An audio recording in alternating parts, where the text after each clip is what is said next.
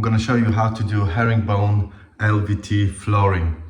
This is a new job and the old floor has been stripped. We got a concrete underneath, which is quite flat, and luckily the couple already moved the furniture to the other part of the room, the dining room, the extension, so I can start with my new flooring, and it's all emptied, and we've decided to go with V-shape this way. So as you enter the room, the V-shape will be this way, going from front of the house, which is behind me, front of the house, bang, going towards the garden. So just as these floorboards are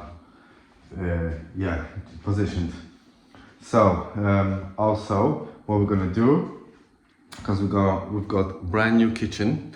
The kitchen company fitted the kitchen, and obviously they had to do their job, and I'm just straight after them. Luckily they left the plinths out, so I can do my flooring towards the legs. And there's a little challenge, which is the end panels. The end panel is touching the concrete, and what we have to do is we have to make a nice neat finish. So ideally what we want to do is mark it where the floor is going to be there. And this floor, by the way, EvoCore, doesn't have underlay, because the underlay, this spongy foam is within the board, so there is a little bit of a cushion, and there's no need to add another layer. So these boards, the LVT composite floorboards, don't need underlay because they have it built in. So we just take the board, we mark it, and we'll probably have to empty. It's been emptied. There's a screw there. We have to undo all of these, take the end panel off, and put it in the garden on a sawhorses and cut it with a plunge saw and guide. So I go 1, 2, 3 panels. We got a fourth that can't be dismantled, so we're gonna just cut it with the buzzer. Let me show you, because this is kind of like important to make a nice neat finish. We're gonna take our board off cut, and we're gonna trim this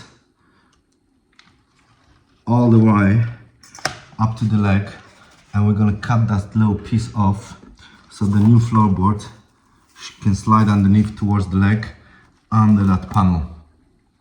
And while we're here, we're gonna also trim these. Oh, but it seems like it's already actually, the gap is big enough. So that's the reason to trim it. Normally you take the multi-tool and you trim that frame to slide the board underneath. Luckily that's already like kind of trimmed. So yeah, this is the job. And important thing as well is to do all the cuts outside and bring already cut pieces inside. So always, whenever there's sun, no rain, I always set myself outside, extension lead, and sawhorses, extension lead, chop saw, and we're gonna set up maybe table saw later. And this is my little office. This is the product. This is the board. BLT sandwich from Tesco as well. But we got EvoCore, herringbone, and that's the floor. There's two boards, A and B. You have to overlap them. But yeah, this is the job. I'm gonna catch you up later with footage, and stay tuned. Cheers, guys.